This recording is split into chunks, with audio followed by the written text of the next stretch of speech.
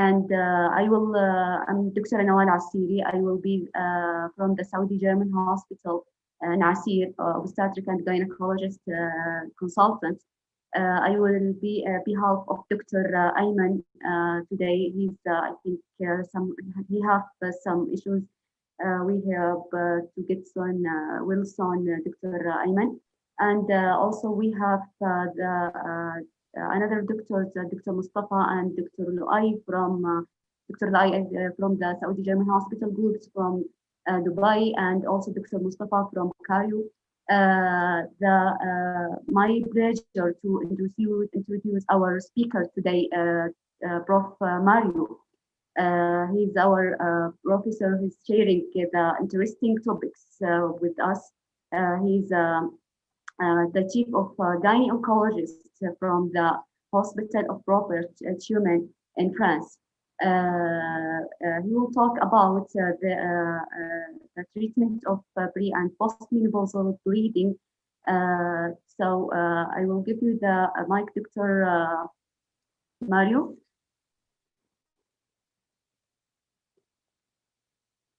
Dr. Mario.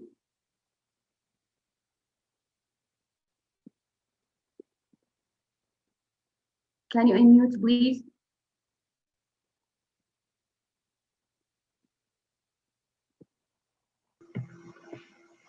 The voice. Dr. Mario, we can't hear you. Can you hear me now? Yes, exactly. Can you hear me? Yeah. Yes. It's clear now. I can hear you now, yes. Perfect. I've lost the presentation. You want me to share the screen and start? Yes, please. So,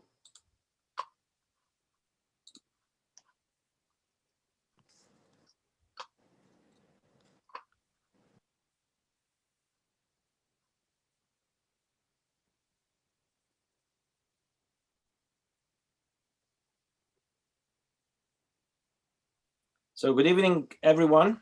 I hope everyone is able to listen. And my name is Mario Conjo. I already know someone of yours because of the previous webinars.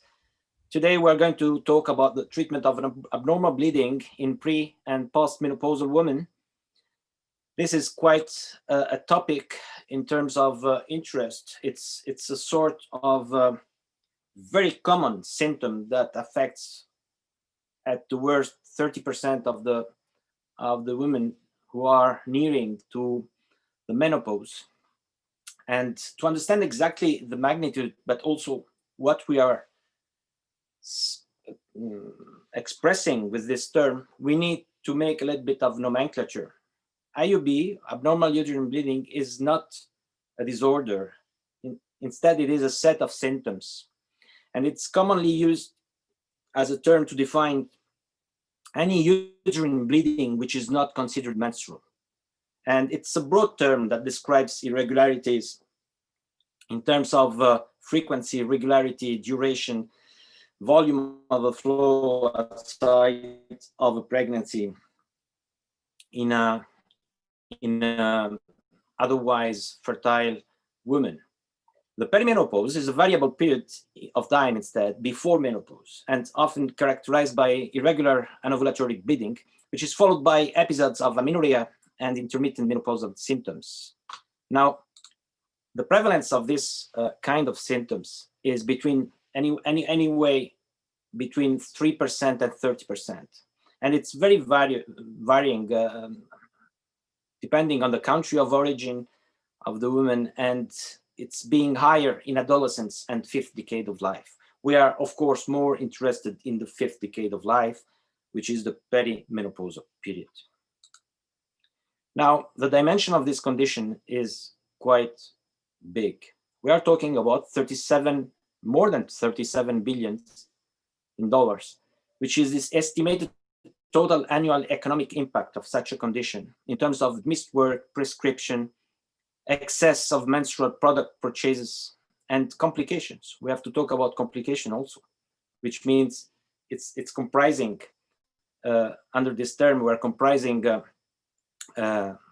wrong treatments, treatment that end up in complication which can be iatrogenic or can be only natural complication of this disease, like anemia and things like that. Now, this nomenclature is not the one that we were used to when we started medicine as a study course. Of course, at that time, I remember terms were very, very varying, ranging from oligomenorrhea, dysfunctional uterine bleeding, polymenorrhea, metrorrhagia, menometrorrhagia. And of course, there was already the abnormal uterine bleeding term, but this term has been increased in importance. And today we have, according to the FIGO, a big category of abnormal uterine bleeding. And of those terms that we had in the past, we kept only intermenstrual bleeding, spotting, and heavy menstrual bleeding. And this is a very important step that has been undertaken by the FIGO Society, because the amount of patients that are treated everywhere in the world every year is such of a magnitude that it would have been impossible to really make a sum of the treatments and make statistics of which of these treatments are effective or not. And so in order to get really rid of all this incertitude, this new nomenclature based on nomenclature itself and symptoms in the reproductive age has been presented. And it's mainly aimed at studying from one side the categories of disease, of conditions, and on the other side, which can be the cause of this. And of course, this helps a lot in terms of getting the right treatment at the end of the day. So the FIGO IUB System 1 is a nomenclature system for describing normal menstruations and IUB symptoms. And of course, we have to remember that the uterine bleeding can be acute, abnormal, chronic, abnormal, or can be only a heavy menstrual bleeding. And what we intend in terms of acute abnormal uterine bleeding, it's an episode of bleeding that is of sufficient quantity to require immediate intervention to prevent further blood loss.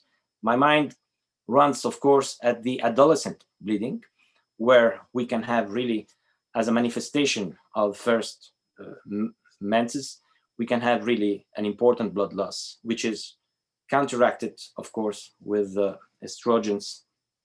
And another kind of acute abnormal uterine bleeding can be due instead to conditions which are not exactly hormonal, can be medical condition related to the coagulation system, which are not very common, but in this setting of situation can be a little bit more represented. Chronic abnormal uterine bleeding is a bleeding from the uterine corpus that is abnormal in duration, volume, frequency, regularity, and has been present for the majority of the last 6 months, including intermenstrual bleeding associated with the use of gonadal steroid therapy. So this is the typical situation of the perimenopausal woman, I think, in our experience. And heavy menstrual bleeding is defined as an excess in menstrual blood loss that adversely affects the patient quality of life.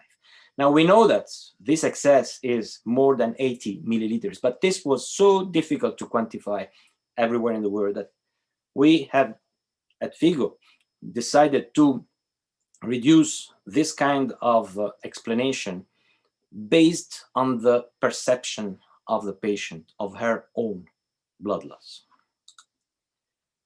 So FIGO recommends a descriptive nomenclature for the symptoms of IUB so that we can have all this situation under really control when we see the patient at our consultation. So the category is frequency, duration, regularity, flow volume, and things can be normal or abnormal. And if we mentally tick one of these different situations, like frequency absent, where we know that this is amenorrhea, And I think that amenorrhea will stay always in terms of historical term, but also because it's very, very immediately perceived as the absence of bleeding. The frequency can be frequent, less than 24 days, normal between 24 and 38 days, infrequent, more than 38 days. And the duration of this cycle of the blood loss can be prolonged for more than 8 days, or normal, up to 8 days. And the regularity of the presentation of those cycles can be a regular variation when its shortest to longest is less equal to 7-9 days, or irregular when the shortest to longest presentation is more than 8 to 9 days. And finally, the flow volume can be heavy, normal, or light, and this as perceived by the patient. Now, Figo recommended also this kind of observation in presence of IUB with intermenstrual bleeding, which complicates a little bit the situation because we don't know exactly what's going on when the patient arrives to our observation. So the category will be an intermenstrual bleeding between cyclically regular onset of menses, and this can be normal or abnormal with known of this bleeding, randomly present bleeding, or a cyclic, predictable situation. Or we have an unscheduled bleeding on hormone medication, like under oral contraceptive, birth control pills, rings, or patches.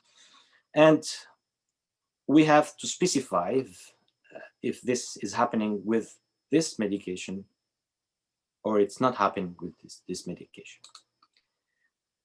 And finally, all this nomenclature must be related to anything that we find happening or present at the moment of the observation. So the structural abnormality or a no structural abnormality. And we have to remember that in this category of structural abnormality, like polyp, adenomyosis, leiomyoma, those are abnormalities that we might be able to see, but can also not be the cause underlying the blood loss. And on the other side, if we look at the coagulopathy, ovulatory dysfunction, endometrial abnormality, and also iatrogenic abnormality, those may be, of course, a cause of our abnormal uterine bleeding, but they might be not seen and difficult to demonstrate. So if we look at the structural abnormality and we look at the first letters in all this pathology, we come out with what is called the classification palm coin. Now, the palm coin is coming from an acronym of P as per polyp, A adenomyosis, L for leiomyoma, and M for malignancy and hyperplasia. And the coin is for C for coagulopathy, O for ovulatory dysfunction, E for endometrial, I for iatrogenic, and N for not otherwise classified. Now, if we look at the polyp,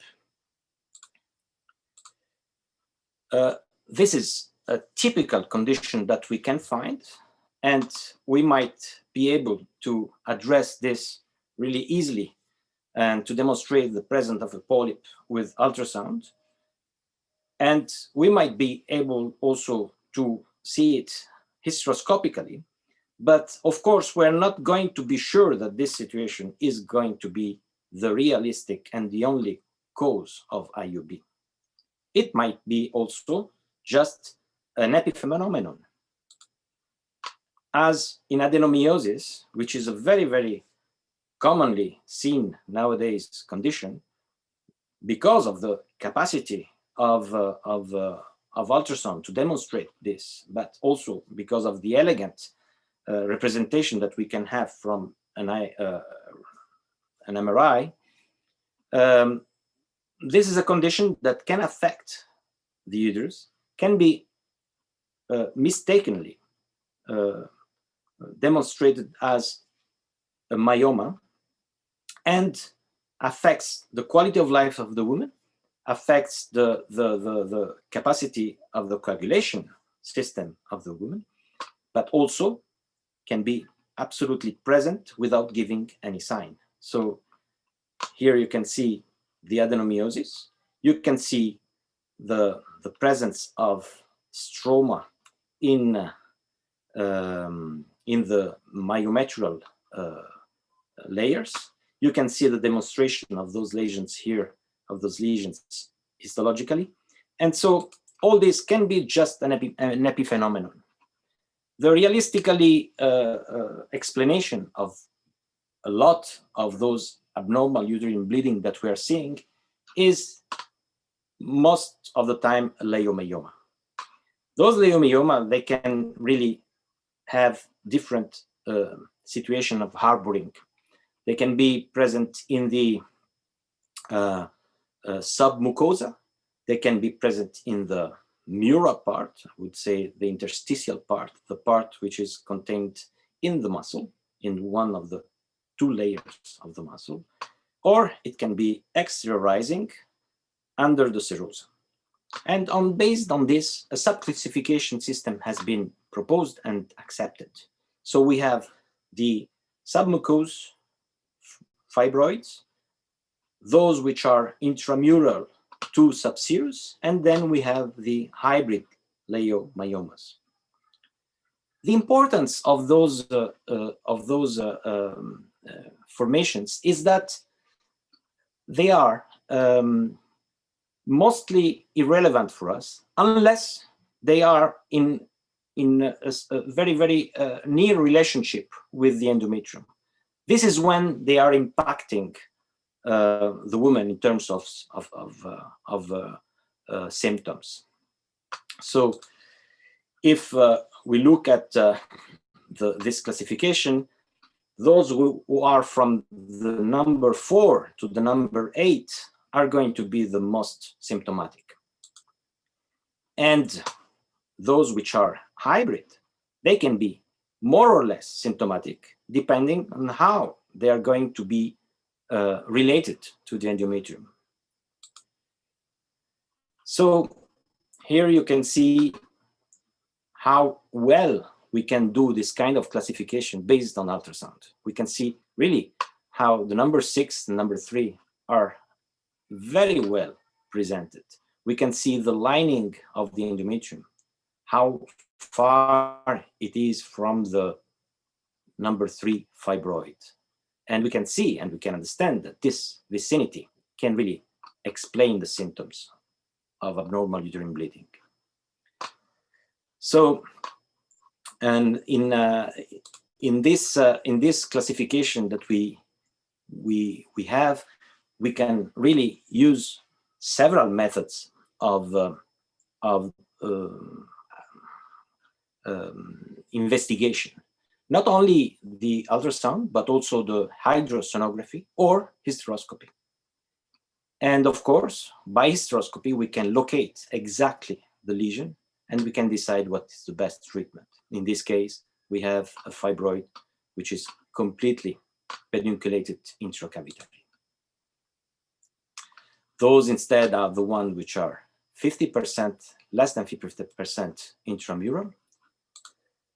Those are the ones that are most probably more than 50% intramural.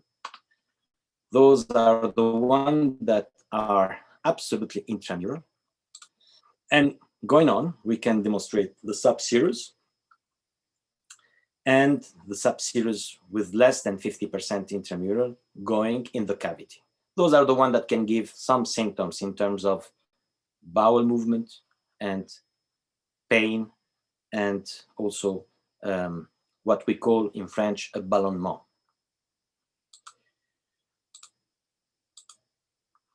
So going on the side of the parasitic, I think this is absolutely not related to what we are dealing with today. But I would like to go back to what is exactly the fibroids that we need to take care of when it is when we have to deal with abnormal uterine bleeding. We are talking about the intracavitary, We're talking about those which are not completely intramural but submucosal, those who are submucosal and intramural, and those who are class 0. And those are the ones that we are going to treat.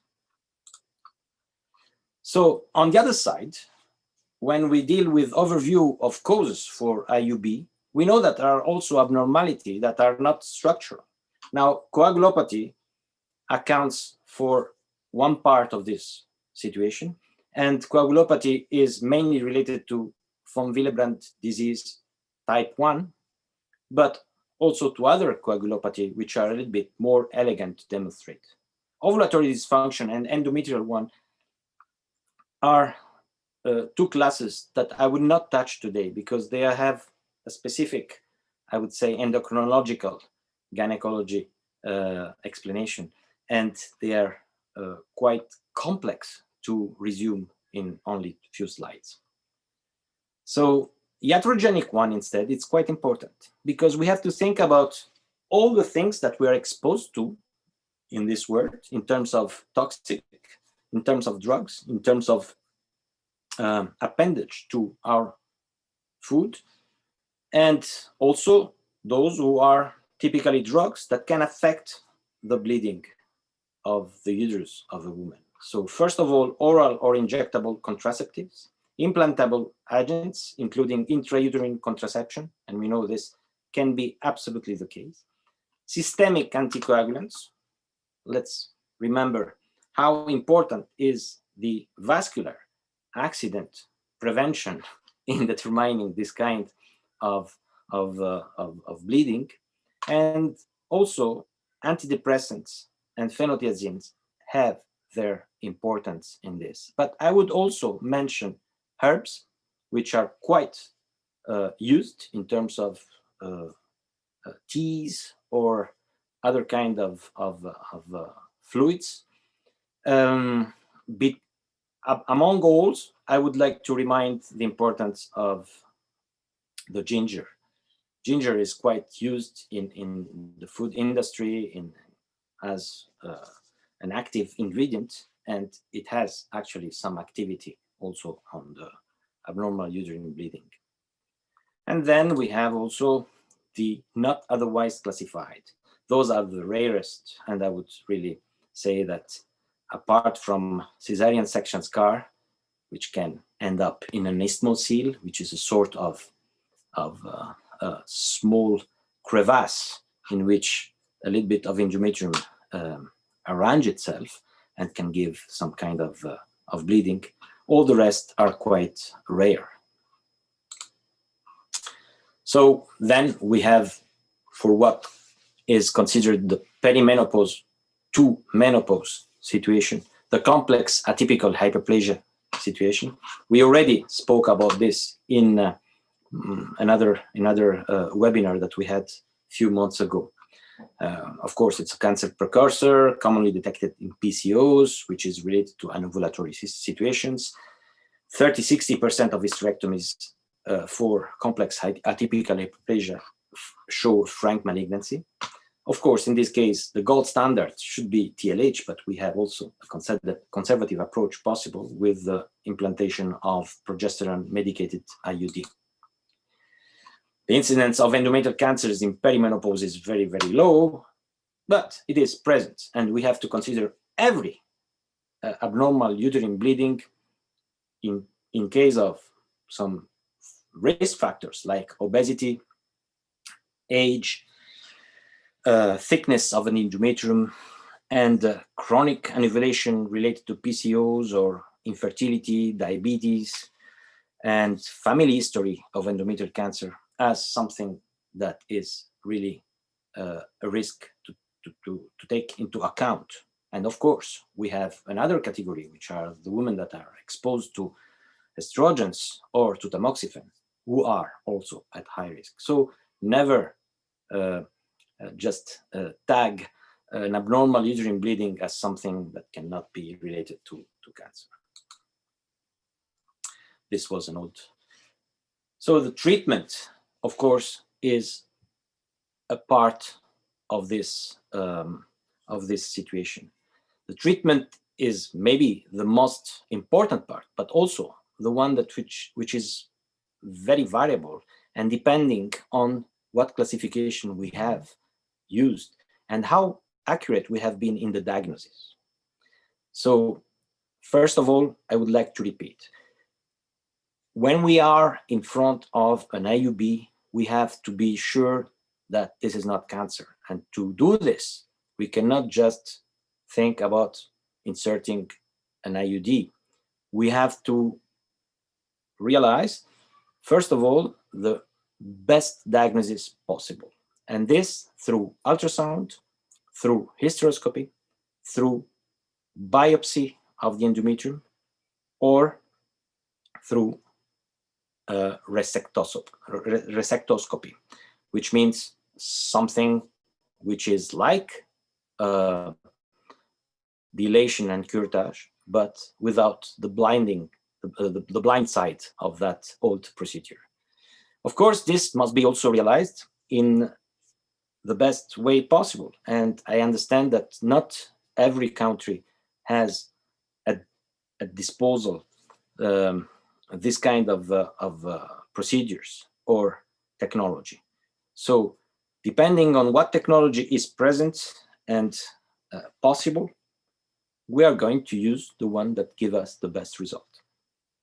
Of course, when I speak about this, my mind goes also to saline ultrasonography, which is a very, very specific and very elegant way, or MRI, which is another very specific and elegant way, but it's not realizable for everyone.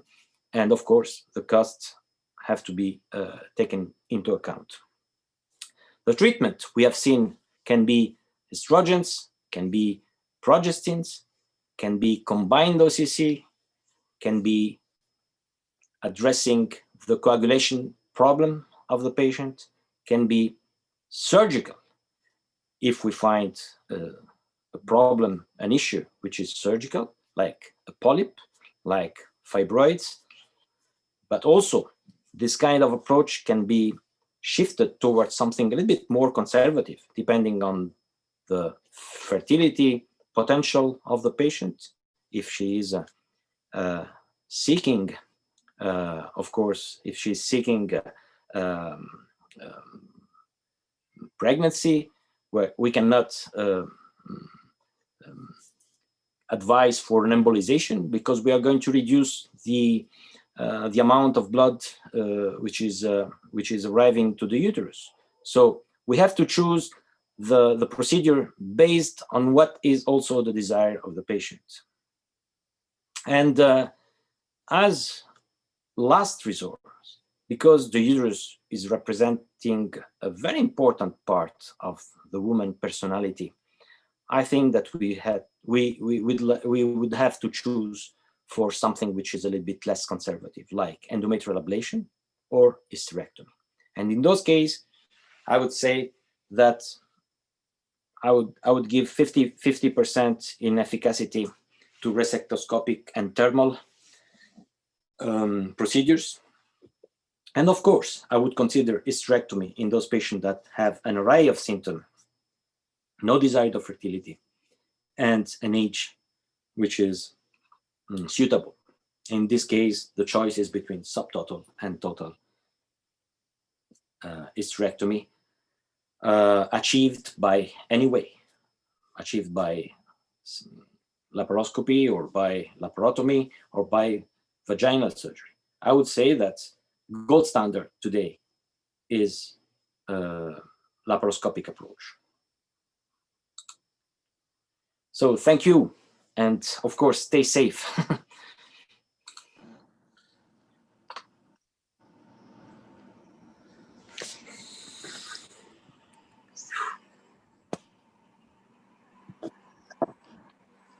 Thank you so much, Prof. How was the signal? That was perfect. Perfect. Thank you so much. You are sharing the very important information regarding the pre and post-menopausal bleeding. Actually, we're facing a lot of patients in our clinic daily complaining of these issues. So the important things for our obstetrician and gynecologist and for our resident and also for the general practice to be starting to evaluating the underlying causes for what is the bleeding is coming from, and the actually starting this appropriate treatment for this abnormal uterine bleeding. I have one question, Prof. Mario, regarding for the evaluation patient of postmenopausal bleeding, and she have and when we're taking this the endometrial sampling, then it is there is no underlying causes. So regarding the hysteroscopy, it is for the cases is not sure it is malignancy or pre-malignancy or it is there is any rules for or any issues regarding the using hysteroscopy for disseminating this if she have actually malignant abnormality, or what are you thinking regarding this, the disseminating with the hysteroscopy?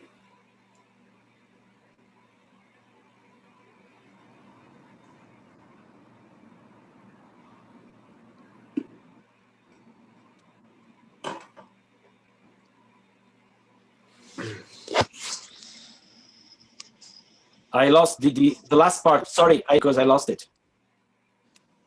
Are you hearing my voice now?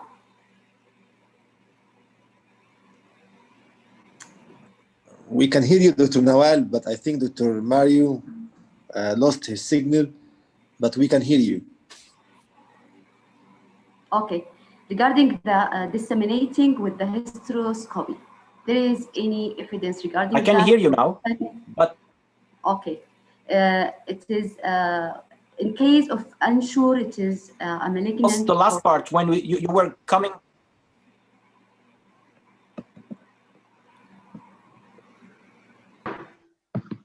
Professor Mario, it would be great if you can close your camera, so I think you can hear you. So, then you can hear as well.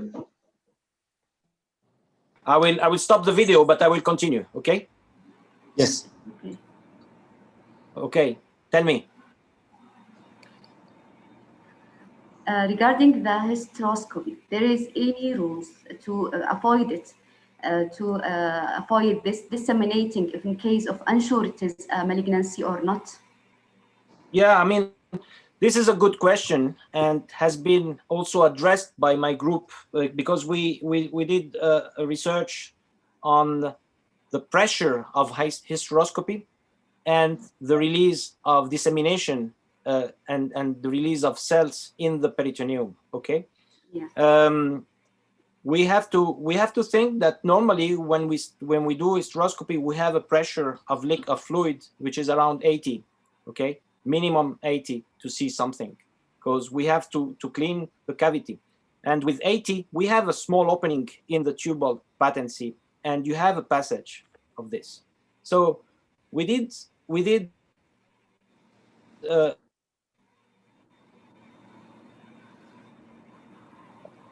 very nice study on that. Cancers, which were already cancer, a resectoscopy, operative endoscopy, okay, with a laparoscopy at the same time. Okay, we used at that time that also to demonstrate or not, which was the importance of laparoscopy for the staging of the tumor. It was in those year in which MRI was not already not so recognized as a mean of studying the myometrium. Okay, so we had the chance to do this study, and by recovering all the fluid that was arriving from the tubes, we demonstrate that there were some of those cells present in those situations. But the findings were that when at the subsequent operation, when we took out the uterus 1 month or more later, there was no dissemination, and the cytology of the peritoneum was negative, which means that those cells which are detaching from the tumor, necrotic, and at their they are very, very easy to detach and to pass through the tubes. They have no adhesivity. They cannot attack and implant themselves on the peritoneum. Okay, so this is also reported. It is also reported in the FIGO statement, in which cytology has lost the importance for endometrial cancer. So when you have a problem with ascertaining the nature of an endometrial mass, there is no problem in doing an hysteroscopy, because this will not affect and will not change the course of the disease from one side. Second, you have to consider that the curettage has failed to detect in all the studies 58% of polyps, 50% of hyperplasia, 60% of complex hyperplasia, and 11% of endometrial cancer because of its blindness. And this is a very, very important problem that curettage has. On the other side, the sampling, the one that you are taking into account, the PIPEL, can detect at best 96%, but at worst 67%, which must be considered also. So it is insufficient in 4 to 20%. And for this reason, I think hysteroscopy is the answer and should not be eluded. I hope that I answered your question. Exactly. Thank you so much. If, Dr. Nawal, if I may ask Dr. Mario a question, please. Yes. Exactly. Yes. Yeah, well, just a couple of questions and a comment. I'll be quick. So thank you, Dr. Mario, for the presentation. And thank you, Dr. Nawal, because actually I was about to ask the same question, but concerning hydrosonography, the saline infusion sonography. So apparently there is no risk because the cells are necrotic, they are detached, and do not implant.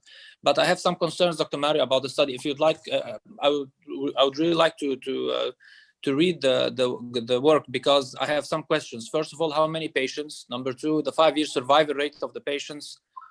Number three, the stages of the malignancy and the histopathologic type of the adenocarcinoma or of the malignancy encounter. Because if you're talking about early malignancy and less and well-differentiated types, yes, the prognosis is good. It will not be affected. If we're talking about like advanced malignancies or like high-grade tumors, undifferentiated tumors, I think there may be some concern in this thing.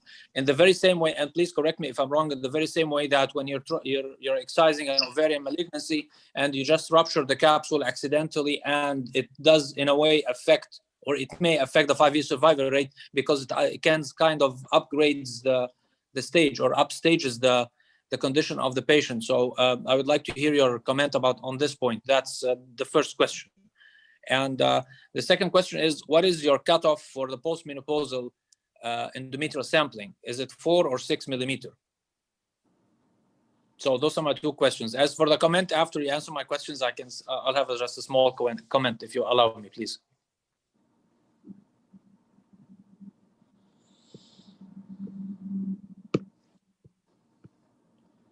Dr. Mario?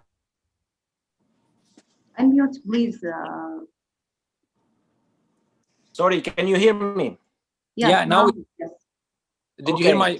I will start. Yes, I can. I understood the question. I think I will start with the second one. Okay. The endometrial thickness that we consider dangerous is 4 millimeters, not 6. Exactly. Okay.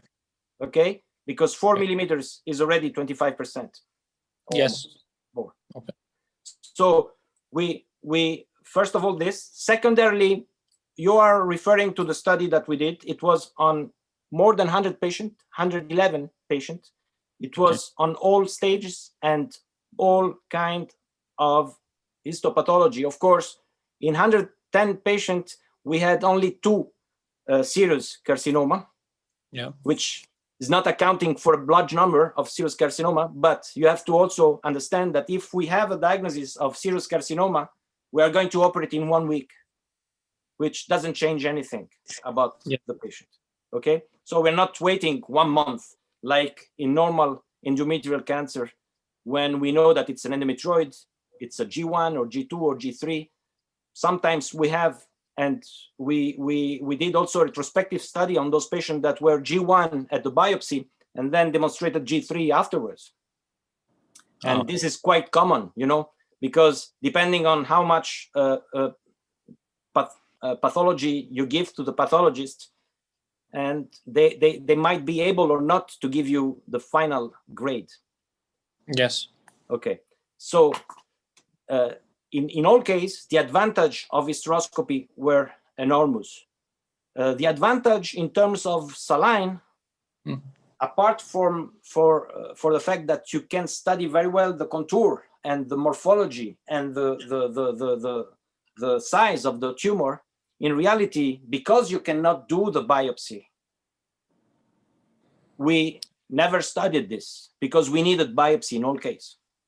So I cannot tell you if the saline, which is very much used in my institutions, it was used in Rome, it was used in UK, and it is used also in France. We are not using it when we think that it is a tumor, because we need, in all cases, a biopsy. So we're not longing to wait for a medium step in which we describe the lesion or not. We do a transvaginal sonogram to anyone. There is no way to avoid this. And Yes. with this, we are quite able, with our very good, because, you know, those are all techniques which, you know better than me, are operator sensible. I mean, Definitely. exactly. It depends on the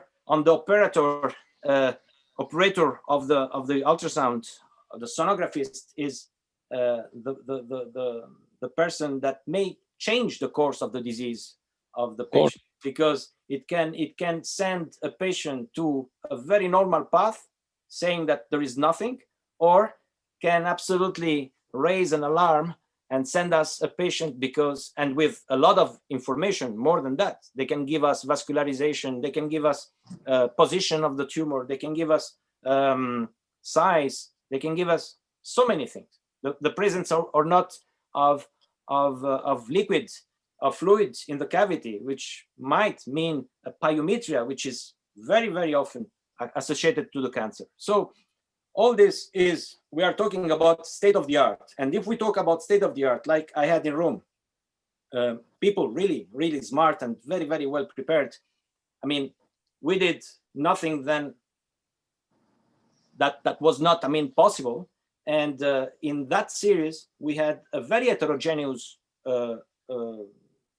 situation of patient with, of course, a lot of endometrioid, a lot of squamous, very few clear cell and serous. And of course, at the end, I can tell you that like in normal life, I mean, endometrioid cancer is doable with really safety margins in this case. But of course, if we want to say about a patient that has a stromal carcinoma of the endometrium, or situations which are completely different and very, very rare, of course, there it's so time sensitive, all the action, that as much as you can understand in this case, I mean, I cannot draw a conclusion about the dangerousness of hysteroscopy. But if you look at what is happening in all the world, and I think that at this time of the day, after several years of using hysteroscopy as the gold standard in this, we would have really raising opinions against hysteroscopy if there was evidence of something. Yes, thank you.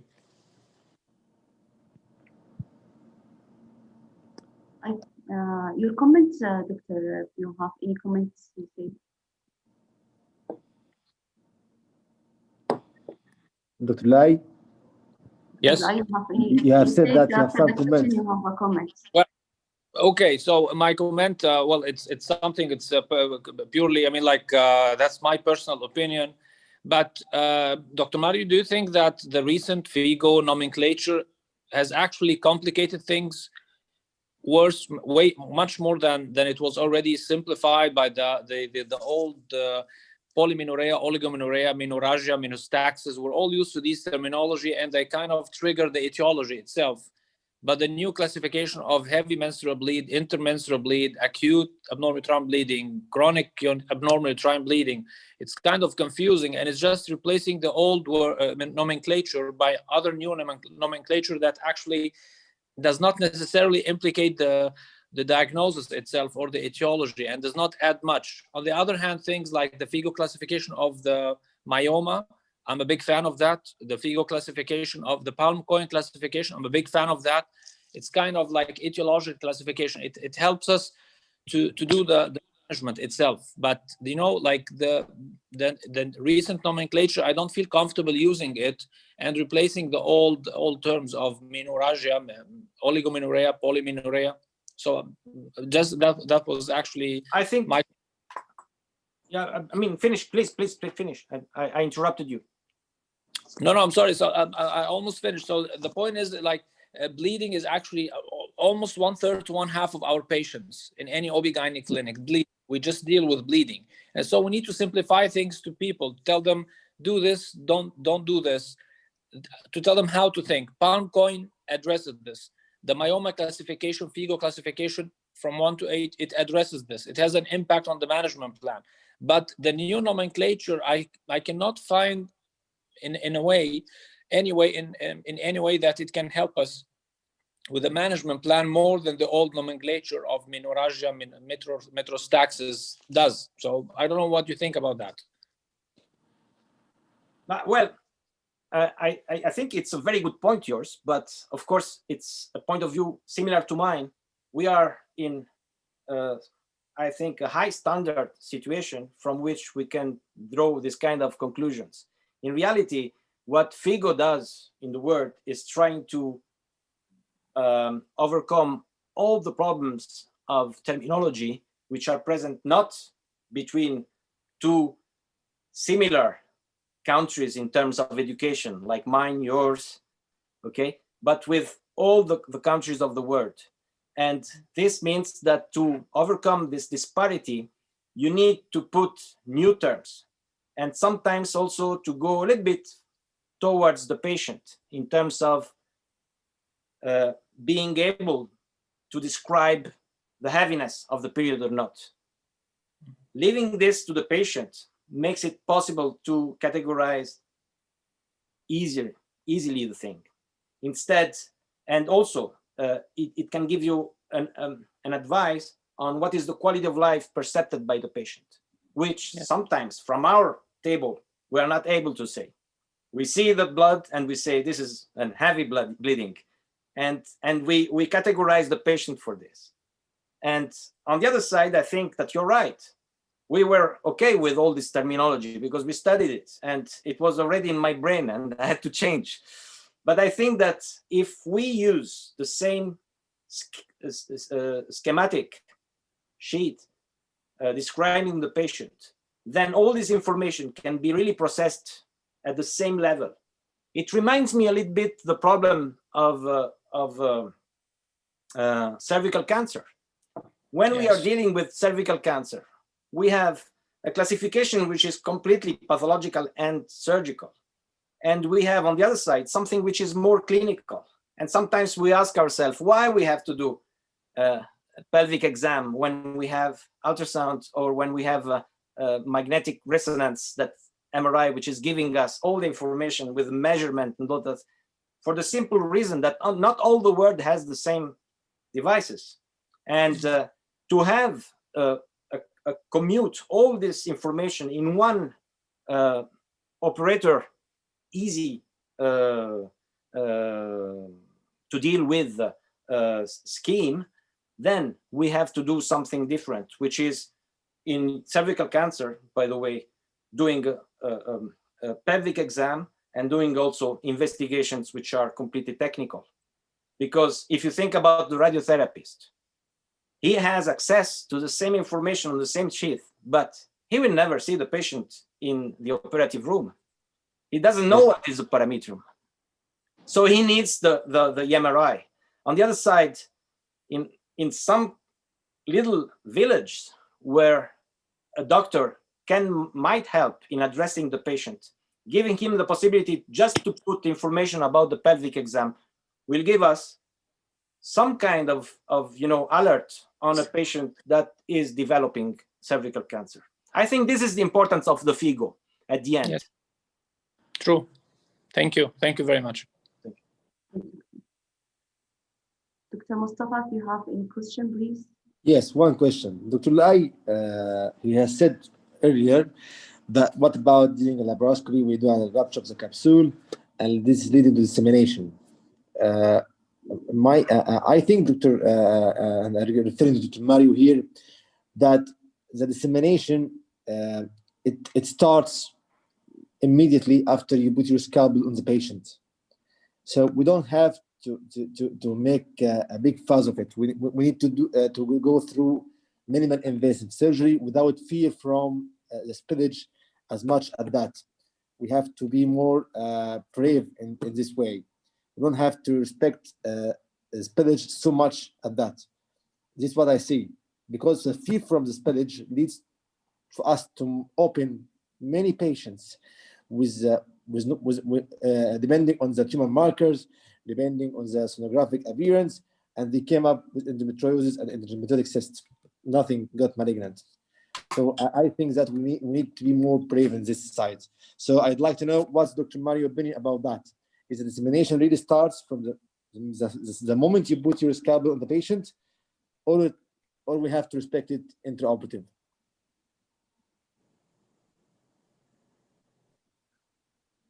I think you are right, Mustafa, and we talk about this when I was in Cairo. I think that I will bring you an example. I will bring you an example of what happened in the last 5-6 years when I was in Scotland, and there we had really a lot of tumors. I mean, the center was a tertiary center, and we had large numbers of patients, and so there was really a very wide array of people managing those patients. So we could really see a patient that arrived from the general gynecologist, from the oncology, from the gynecologic oncology suite, and all that stuff. At certain point, we had also rare tumors like sarcomas, okay? And those have always been indicated as tumors that you should not touch. But I remember a ground based on observation of, and the study decided to do a biopsy on sarcomas, to do biopsies on pelvic masses instead of letting them be operated. So we did a uterus.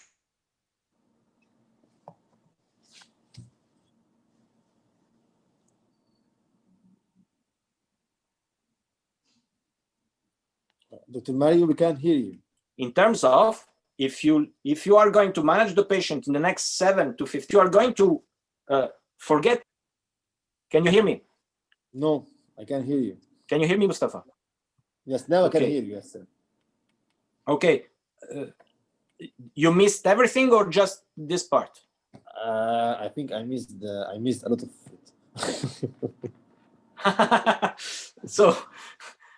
So I will repeat just in few words. Yes, I think yes. that we should move from that era of analysis dictated by the unknown, in which it was forbidden to do a biopsy on a mass or to do a biopsy on a sarcoma. Instead, it was advisable only to operate them just at the earliest convenience. In reality, my experience in UK in the last 5-6 years has been one very heterogeneous on a lot of tumors, and because those tumors were seen by a lot of different categories of gynecologists and surgeons, and And we saw that those patients that could not be addressed immediately to the care of the gynecologist oncologist to give them the best treatment in staging and cytoreduction and techniques, those patients had a better survival and a better management when they were only biopsied and then addressed to the right person. So I think that spillage is not exactly that big fuss, okay, that is going on. I think that we should do the biopsy on a mass without fear. We should do cystectomy on endometriosis without fear. But one thing we need to keep in mind, once we have the diagnosis, no more delay. The patient must be addressed and operated at the best facility for that.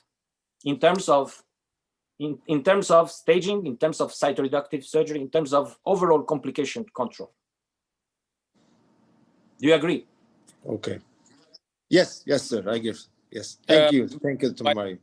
I agree too, but just to highlight, Dr. Mustafa, I'm not against minimally invasive. Honestly, I do fetal medicine, and it's all about minimally invasive. So Yes, I'm a big fan. No, I wasn't. I'm sure that you are, sir. But the problem is that most of our juniors are pushing toward. We're afraid of masses. We need to open the patients first. We're afraid of minimal invasive. Most patients. So we are trying to to encourage our colleagues and encourage ourselves to be more brave in it. Don't fear. That's right. That's perfectly right. But in sure, fetal maternal medicine are all minimal invasive. I know that, sir.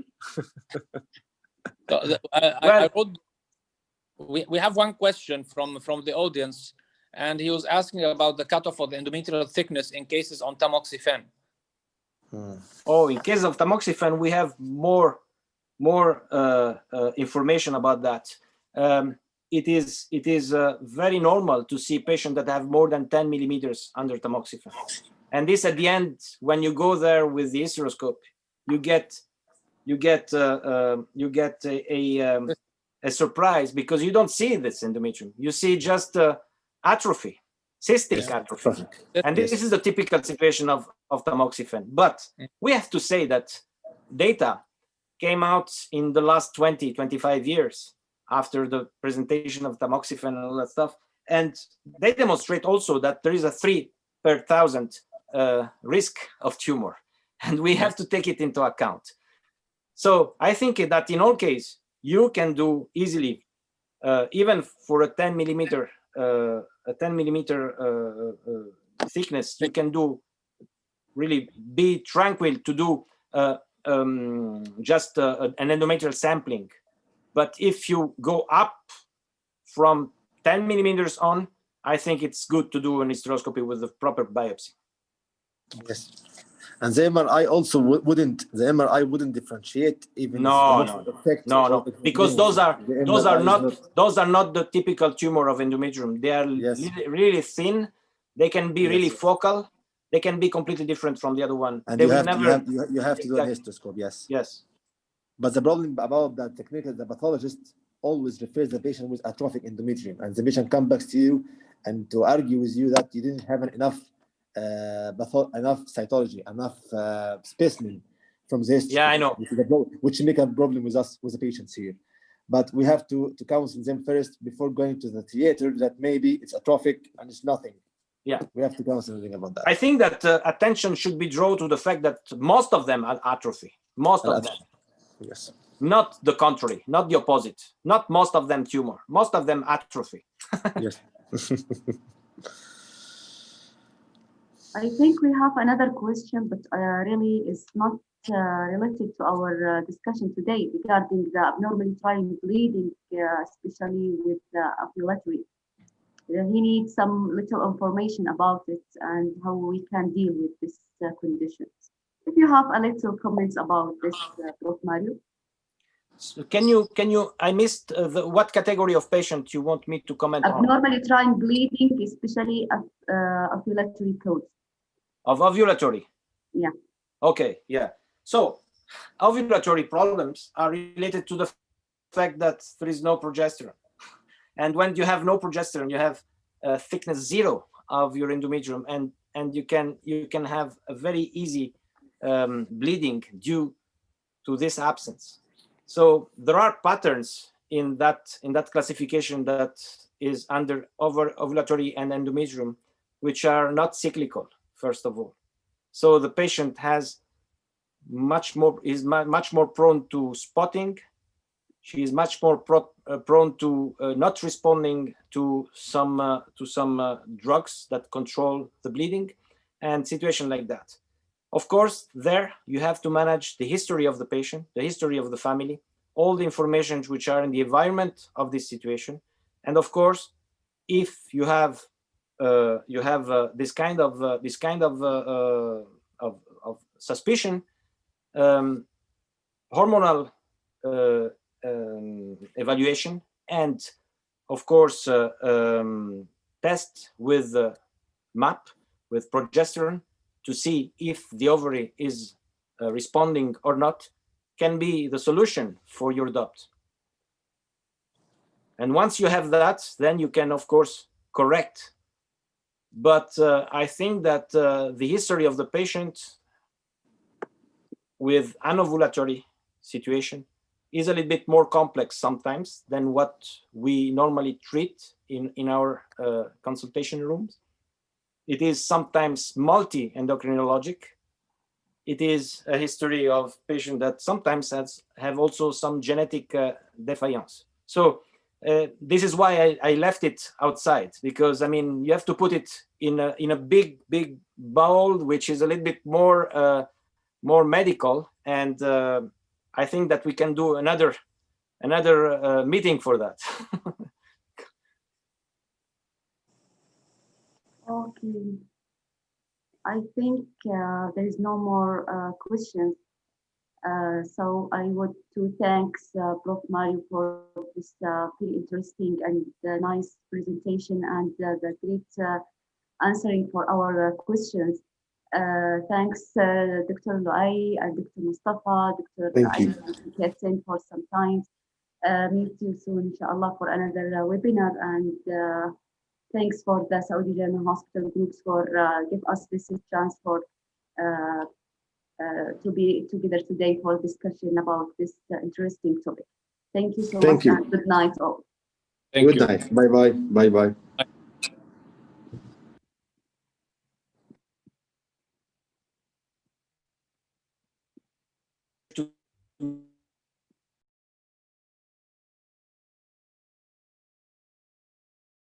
You all. Thank you. Thank you.